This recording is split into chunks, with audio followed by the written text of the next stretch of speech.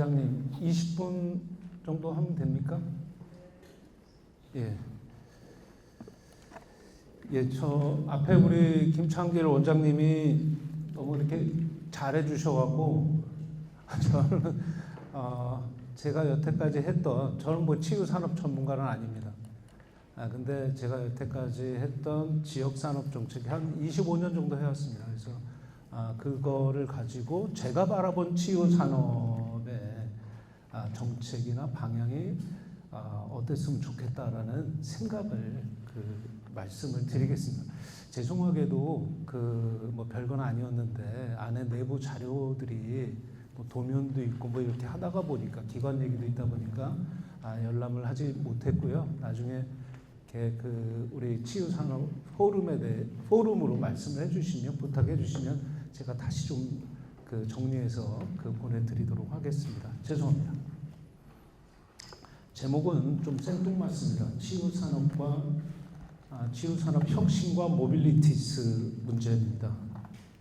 그래서 여기 있는 내용들을 제가 경험한 부분들을 하나씩 학술적인 면, 정책적인 면, 제 경험을 같이 결부해서 말씀을 드리겠습니다.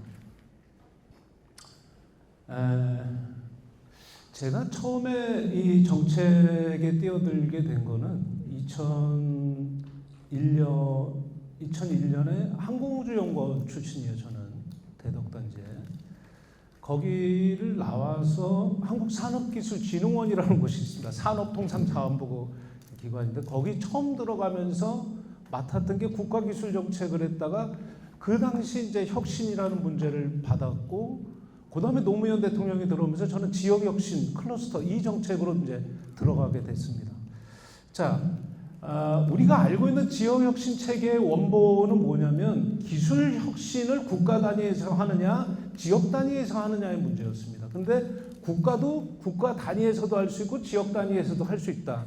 근데 옛날처럼 하나의 에디슨을 만들어내는 것이 아니라 20세기 말과 21세기의 혁신은 공동체, 생태계가 같이 어우러져서 집합적으로 움직여 나가서 생태계를 만들고 혁신을 만들어내는 것이다. 그러니까 하나의 아이디어가 그냥 아이디어로 끝나면 그걸 개통 철학이라고 얘기를 합니다. 이미 1995년 이후부터 전 세계는 기술 상용화에 초점을 두고 있었고, 1992년에 나온 지역혁신체제, 1989년에 나온 국가기술혁신체제의 개념들은 그런 기술 상용화에 초점을 두면서 생태계의 동원력을 가지고 움직이기 시작했습니다. 그 다음에 유사한 시기에 마이클 포터라는 경영학자는 아시다시피 클러스터라는 개념, 그걸 많이 들으셨어요. 클러스터라는 개념의 핵심은 뭐냐면 공유성과 상호 연결성을 가지고 어떻게 기업과 기관들을 서로 집적시키면서 지역을 발전시키냐. 자, 우리는 이 정책을 오리지널하게는 1998년부터 시작했고요. 국정과제로 선택한 건 2003년부터 시작을 했고, 우리는 약 23년에서 25년을 이 정책을 해왔습니다. 아마 제가 알기로는 제가 확실하게 주장할 수 있습니다. 세계적으로 이 정책을 가장 오래 한 나라입니다. 제가 이제 세계 경제지리학대회나 세계대회를 나가면은 확실합니다. 그래서 오히려 우리나라의 경험을 얘기하는 게 해외 학자들은 상당한 관심을 갖고 있습니다. 어떻게 지금 니네는 어떻게 자기네는 10년 하다가 15년 하다가 포기한 정책인데 니네는 어떻게 25년치? 저는 그래서 우리 한국은 지역혁신 정책과 클러스터 정책의 빅데이터 국가다. 저는 그렇게 생각하고 있습니다. 그 데이터에서 저는 일부만 오늘 얘기하는 겁니다. 자, 근데 제가 여기 고민이 됐어요. 이걸 하다가 어떤 고민이 됐냐면은 이게 왜 잘 안 될까? 이게 완전히 왜 성공하지 못했을까? 그게 저는 이동성 문제였다고 생각을 하게 됐습니다. 기업이 이동하고 사람이 이동하고 여기가 이제 지역으로 비수도권 지역으로 못 내려오는 거죠. 그러니까 이동의 문제에 우리는 부닥쳤구나. 그러면서 치유산업 포럼과 더불어서 제가 고민했던 거 이 모빌리티 문제를 고민했는데 사회학자입니다. 존 어리라고 돌아가셨죠. 일반적으로 모빌리티는 그냥 자동차 타고 다니고 자전거 타고 다니고 뭐 킥보드 타고 다니는 건데, 어리의 모빌리티는 단순한 물리적 이동이 아니라 인간의 이동은 반드시 이동 능력이 따라오게 돼 있고, 조직력이, 그 이동에 따른 조직력이 있고, 이동이라는 결국 사회관계의 총체라는 부분이다. 여기는 권력이 있고, 여기는 힘이 있고, 또 다른 어떤 자원 동원력이 있고, 그렇기 때문에 이동은 모빌리티가 아니라 모빌리티스라고 존 어린은 얘기를 했습니다. 저는 뭐 100번 1000번 동의합니다. 그래서 제가 우리나라 헌법을 찾아봤더니 우리나라 헌법엔 이게 있더라고요. 모든 국민은 거주 이전의 자유를 가진다. 자, 이동성 국가 아닙니까? 우리가 균형 발전을 왜 합니까? 국가는 지역 간 균형 있는 발전을 위해서 지역 경제를 육성할 의무를 지닌다. 1960년대 이촌 향도라는 걸 여러분이 아실 겁니다. 그건 무슨 문제였습니까? 이동성 문제였습니다. 치유 산업을 가지고도 한번 찾아봤어요. 헌법 유명하잖아요. 좋잖아요, 요즘에.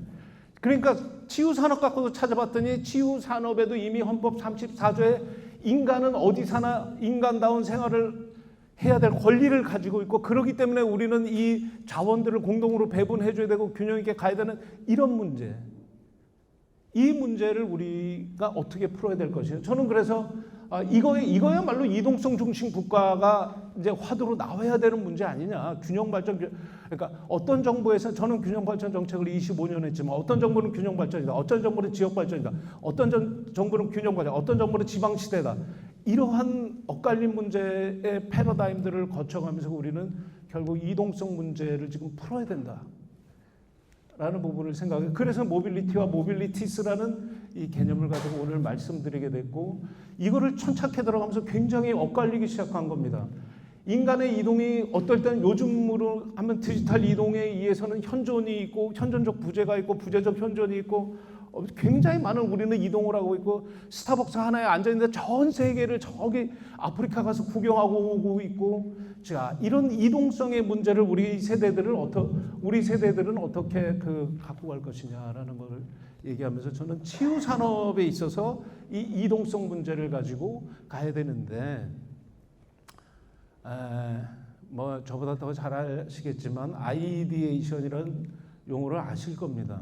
그 아이디에이션은 단순히 아이디어를 내는 게 아니라 그 아이디어를 다듬고 넘어서 체계적으로 실천해 나가는 그런 과정의 모습, 이 아이디에이션을 경제지리학적으로 다시 이 제미 팩이라는 학자가 그 정리를 한 거에 의하면, 아이디에이션은 역사적 측면에서 하나의 경제적 아이디어만이 있는 것이 아니라 그 아이디어를 가지고 형이상학적 수준만이 아니라 상호작용을 하고 번역을 한다. 트랜슬레이션을 한다는 건 뭐냐면은 언어적 번역이 아니라 정책적 이동을 하고 아이디어를 서로 공유하고 이동하는 이런 과정을 거쳐서 결국은 하나의 현장성과 관계성 속에서 우리는 정책이 만들어졌다. 박정희 대통령의 그 경부고속도로를 만든다. 아이디에이션이죠. 수출 산업화 정책을 우리 나갔다. 그 당시 제3세계들은 다 발전도상, 개발도상국들은 수입 대체 전략을 갔음에도 불구하고 우리나라는 2, 3년 하고 나서 박정희 대통령은 수출 산업화를 통해서 국가의 아이디에이션을 그쪽으로 다 밀고 들어갔던 겁니다. 그러니까 이 아이디에이션 작업이라는 건 매우 중요한데, 우리가 치유 산업을 하면서 이런 아이디에이션의 문제들을 어떻게 갖고 갈 것이냐. 그리고 플랫폼 경제에서는 이런 기존 경제가 이렇게 쓰면 플랫폼 경제는 완전히 이 업스트림이 굉장히 짧고 다운스트림, 시장이 굉장히 넓게 있는. 자, 우리 핸드폰 쓰고 있는데 우리 핸드폰의 업스트림은 몇 개가 장악하고 있습니까? 2개잖아요.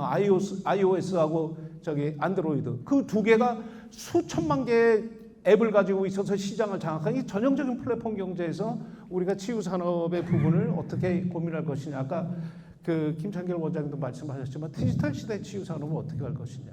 플랫폼 문제는 또 어떻게 우리가 해결할 것이냐. 이런 부분들이 있었고요. 그래서 이제 치유 산업의 제너시스라는 건 뭐냐면, 우리가 이제 창세기들을 만드는 작업들을 우리 김재수 장관님, 김창길 원장님부터 쭉 해오셨고, 그래서 김재수 그 장관님이 농업을 중심으로 치유 산업의 가치 사슬 구조를 만드셨어요. 그리고 이게 저하고 산업연구원이 바이오 산업만을 가지고 이제 이거를 만들었어요. 그러니까 지금 치유 산업의 범위를 농업에 두느냐, 또 다른 바이오에 두느냐, 또 다른 어떤 힐링이라는 큰 범위를 갖고 가느냐는 우리가 조금 더 결정을 해야 되는데, 일단 학제적으로 정책적으로 이혜경 교수님이 이런 식으로 치유 산업의 범위를 만들어 놓으셨고, 표준 산업 분류 체계까지 이제 다 만들었어요. 그러면 이제 결국은 이제 어느 정도 그 창세기의 족보들이 이제 조금씩 윤곽을 나타내 가면서 가는 건데, 이제 우리가 이제 여기서 이거를 이쪽으로 더 확대시킬 거냐, 서비스업, 연구개발도 서비스업이니까 이 서비스업 중심으로 갈 거냐. 그럼 우리가 이제 앞으로 더 고민해야 될 문제는 치유 산업을 도시가 맡을 거냐, 농산어촌 지역이 맡을 거냐라는 부분을 우리가 고민을 해줘야 됩니다. 제가 지난 25년 동안 산업통상자원부만이 아니라 부처의 지역산업 정책을 해본 결과는 산업은 도시로 갔습니다. 산업은 도시로 갔습니다. 이런 부분들을 우리가 그렇다면은 이 다른 우리가 갖고 있는 이제 뭐 소멸 위기적 어쩌고 저쩌고 지역에서는 도대체 우리는 어느 부분을 들어가서 이걸 오히려 도시에 같은 자원의 이동력을 이쪽으로 끌어당겨서 이쪽으로 갖고 올 것이냐가 우리의 핵심적인 과제입니다. 자, 그래서 그 혁신관리주의와 그들만의 리그, 말은 좀 어려울 것 같은데 이 결국 무슨 얘기냐면 아까 김 원장님 말씀하신 중간조직 얘기입니다. 우리나라가 지역산업 정책을 하고부터 중간조직이 굉장히 많습니다. 테크노, 파커, 무슨 기술센터, 무슨 센터 굉장히 많은데 이들의 역할은 어떨까라고 봤는데, 자, 산업정책 사례입니다. 도시관리주의라는 거가 뭐냐면은 한 도시의 부동산 정책을 하는 데 있어서, 여기 부동산학과 계시니까 잘 아실 거예요. 사회적 문지기들이 있습니다. 그게 이제 부동산 에이전시들, 그러니까 우리로 치면 이제 중개업자들부터 시작해서 금융 담당자들, 이들이 때로는 그 지역의 주민을 받아들이기도 하고 그 주민 후보군을 내차기도 합니다. 미국 같은 데서는 저 인종차별 문제 때문에 이제 굉장히 많은 그 문제가 생기지 않습니까? 그걸 뭐 레드라이닝, 너 이거 선에 안에 못 들어와. 흑인이 백인 지구 가려 그러면 여기 집 없어. 너 못 들어와. 너 같은 애가 들어오면 집값 떨어져. 자, 이러한 것들이 있는데 제가 25년 동안 이 정책을 하면서 우리도 이러한 그들만의 리그라는 거를, 제 용어입니다만 그들만의 리그라는 거를 우리도 지금 경험하고 있습니다. 일정 기업의 매출액, 고용, 연구개발 투자, 이게 안 되면 너희들 못 들어와. 지역에 있는 기업 못 들어갑니다. 왜? 성과도 안 납니다. 그럼 나중에 기재부가 돈도 안 줍니다. 그러면 뭐 청와대도 당혹스럽습니다. 그러니까 그들만의 리그를 만들어 갔던 정책이 우리나라 지역산업 정책입니다.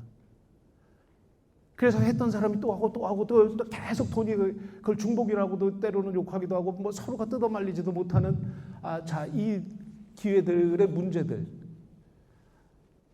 이거를 우리 치유 산업에서는 어떻게 할 건지가 이제 굉장히 큰 과제죠. 그래서 이게 잘못됐다라는 게 아닙니다. 잘못됐다라는, 그러니까 단점도 있지만 장점도 있습니다.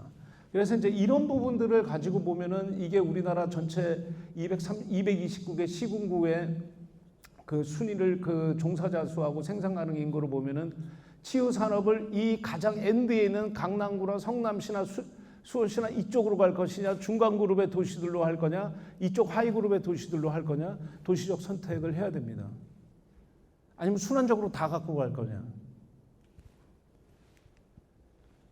경기도 같은 도시는 생산 가능 인구하고 그 종사자 수만 봐도 지난 17년 동안은 보면 굉장히 역동적입니다. 쭉쭉쭉 뻗어가면서 종사자도 늘어나고 가능 인구도 늘어납니다.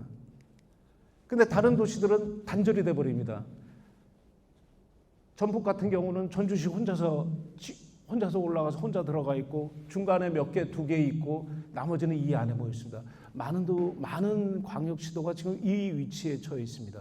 그럼 치유 산업을 여기다 될 것이냐, 여기다 될 것이냐, 여기다 될 것이냐, 통합적 체계로 갈 것이냐, 그거는 우리가 생각을 해봐야 될 문제라고 봅니다. 그 이유가 있습니다. 산업은 공동체입니다. 산업은 특정 지역에서 혼자 할 수가 없습니다. 클러스터는 폐쇄적인 게 아닙니다. 클러스터는 개방적이 될 수뿐이 없습니다. 왜? 산업과 기업의 거래 구조는 늘 개방적이어야 하고 그 클러스터의 구조가 폐쇄적일 때 그 클러스터는 망합니다. 그러면 우리는 그러니까 거대 도시나 대도시의 경쟁 압력을 느껴야 되고 또 소도시는 소도시대로 이러한 어떤 그 엔진을 육성해야 되는 굉장히 어려운 딜레마에 이제 빠져 있는 거죠. 89개 소멸 위기 지역은 여기에 갇혀 있습니다. 다양성도 안 좋고 특수성도 안 좋은 이 그룹에 갇혀 있습니다. 여기서 이제 어떻게 해서 치유 산업으로 여기서 자족하느냐, 이쪽으로 조금 땡겨오느냐, 이거를 우리가 이제 고민을 해줘야 되는 겁니다.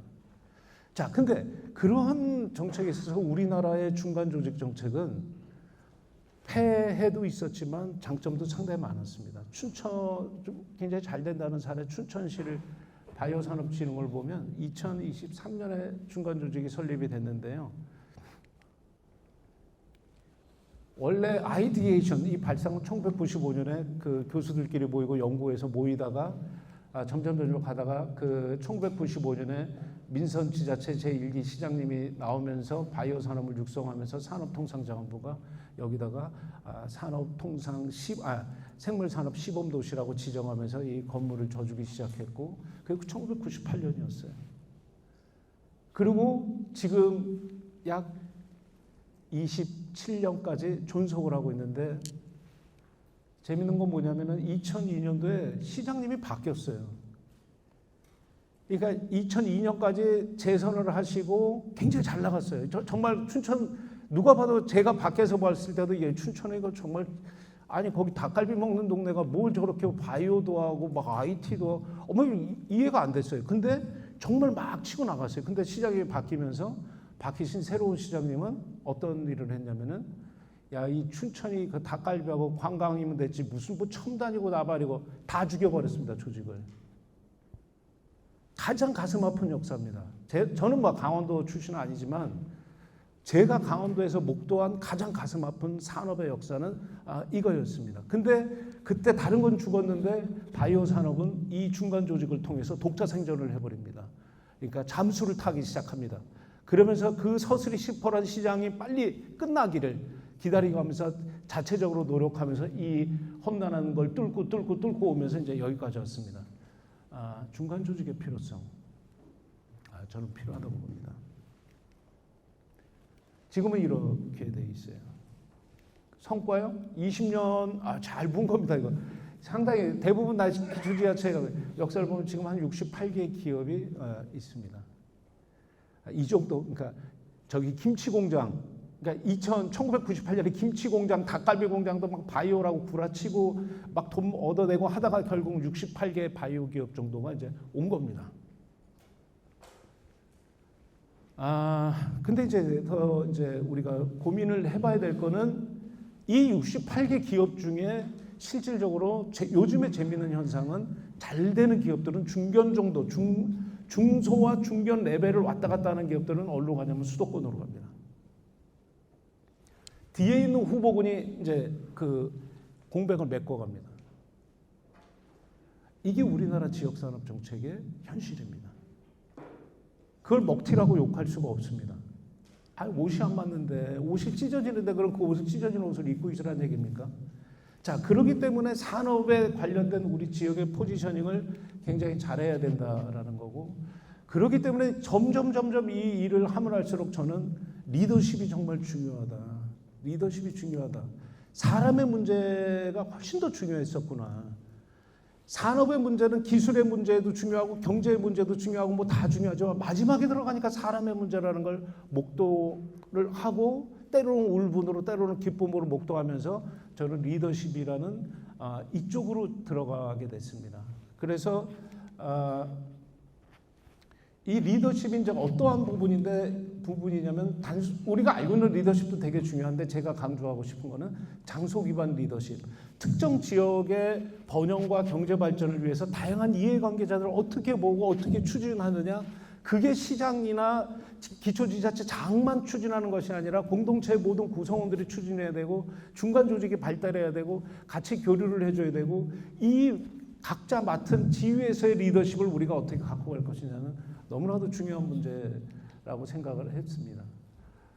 여기 우리 봉홍 군수님이 계셔서 그런 건 아니지만 남북 구축이 있습니다. 국가적으로 가야 됩니다. 이건 왜 우리나라는 헌법에도 명시가 되어 있습니다. 이동성에 대한 지원을 국가가 해주긴 해줘야 됩니다. 경제성 문제보다 더 나갈 수도 있는 문제입니다. 자, 여기에서 제가 이걸 또 분석해 보니까 재밌게도 봉황화 딱 경계선에, 산림치유의 경계선에 있습니다. 요쪽 지리학적으로 보면 요쪽은 한강 유역계고 요쪽은 낙동강 유역계인데, 유역계라는 거는 물은 동해선 서로 이렇게 흐르지만 동고서저니까. 근데 문제는 사람은 그렇게 못 간다는 거죠. 더 재밌는 거는 여기에 긋지 않은 선이 하나 거져 있는데 최근에 제가 강원도에서 회의하다가 들은 얘기인데 같은 산림치유인데 강원도의 산림치유는 말만 발전해 있지 산림치유가 상용화가 안 됐다라는 부분입니다. 산림으로만 가득한 겁니다. 아까 이광재 의원님도 말씀하셨다시피 여기저기 이제 쓸데도 없는 겁니다. 그런 거. 근데 그나마 이제 경북 쪽으로 내려오면은 이것이 상용화 작업들이 조금씩 돼 있다는 거죠. 그러니까 혁신이 들어가고 하나는 혁신이 안 들어가 버린 거죠. 봉화가 그 경계선에 있는 겁니다. 강원도와 산림치유의 상용화의 경계선에 있는 거죠. 그래서 이제 이 부분을 어떤 걸 필두로 해갖고 우리가 이제 접근을 해 나가야 되느냐가 이제 매우 중요한 문제가 될 겁니다. 시간이 어떻게 얘기하다 보니까 40초가 지났네. 자, 대강 봐요. 빨리 얘기할게요. 이거 제 경험입니다. 저기 우리 학교인데요. 우리 학교의 이 대추나무골이라는 이 32년 동안 개발이 안 되고 예산 투입이 280억, 학교의 빚이 100억. 이걸 산학협력단장 때 개발을 했습니다. 무척 어려웠습니다. 그때 제가 개발한 게 저가 아이디어를 내고 총장님하고 모든 구성원들이 이걸 해갖고 우리가 지금 어디를 기다리고 있냐면은 내년 하반기에는 지금 캠퍼스 혁신파크라는 이런 그 땅을 한번 변화시켜 보게 됐습니다. 여세를 몰았습니다. 경상북도 상주시에서 2차 전지로 산업단지도 만들고 기회발전특구 지정을 받고 싶다고 저한테 부탁이 와서 제가 먼저 한 일은 2차 전지 기업이 이미 존재했지만 제가 먼저 한 일은 뭐냐면 만약에 나를 믿는다면 나랑 같이 한번 해보자. 상주가 꽃감의 도시가 아니라는 걸 확실히 깨버리자. 그래서 그 작업을 상주랑 같이 시작해서 결국 그 꽃감도 잘 만들지만 지금 2차 전지도 잘한다는 쪽으로 그런 도전도 해봤습니다. 이런 도면들 때문에 제가 못 드리는 겁니다. 춘천에 가면 또 남춘천 쪽에 이 기업도시로 지정을 받았는데 재밌는 게 뭐냐면은 산업단지로 여기를 지정했어요. 2013년에. 이게 개발이 안 되는 거예요. 그 개발이 안 되는 이유가 뭐냐면 여기가 안반이었습니다. 안반. 지정을 어떻게 했는지 몰라네 진짜. 안반에다가 지정을 이게 되겠습니까? 이거를 10년 동안 있으면서 주민들은 막 화가 나고 안 되는 거죠. 재산권 처리도 안 되고. 그래서 이제 저한테 와서 제가 이제 아이디어를 같이 모았습니다. 근데 춘천시가 아이디어를 더존이라는 기업하고 잘 냈더라고요. 기업 도시로 지정을 받으면 이 부분을 골프장으로 만들 수 있고 그걸 조금 더 내려갖고 산업단지나 도시 유형으로 만들면서 이 지역을 좀 활성화시킬 수 있다라는 정말로 좋은 아이디에이션이었고 저는 그걸 초점으로 해갖고 결국은 이 땅을 기업 도시로 이제 후보지로 지정을 받았고 이제 마지막 단계에 들어와 있습니다. 시간이 다 됐기 때문에 짧게 다 된 게 아니라 이미 넘었네요. 제 경험은 그렇습니다. 우리가 치유 산업에 있어서 제 경험을 말씀드리자면 현장이라는 건 인간의 합리화된 이성보다 훨씬 현명했다라는 겁니다. 현장을 잘 조직하는 리더가 산업을 살릴 수 있고 지역을 살릴 수 있습니다. 두 번째는 앞으로 모빌리티는 우리가 체험했던 아날로그 모빌리티, 디지털 모빌리티, 이제 앞으로 중첩, 양자 모빌리티로 이동을 하게 될 것입니다. 앞으로 저는 생각에 15년 후면은 지금 AI를 우리가 이제 배운다 어쩌고 저쩌고 하듯이 그때 되면 양자를 배울 가능성이 큽니다. 게임 체인저가 나타나면 뭐 한 5년 정도 더 앞당겨질 수 있다고 저는 생각을 합니다. 그럼 이 시기에 우리의 모빌리티 또 치유 산업의 모빌리티는 어떻게 가야 되느냐 그런 것들을 조금 더 논의를 통해서 연구를 하면 좋을 것 같습니다. 예, 감사합니다.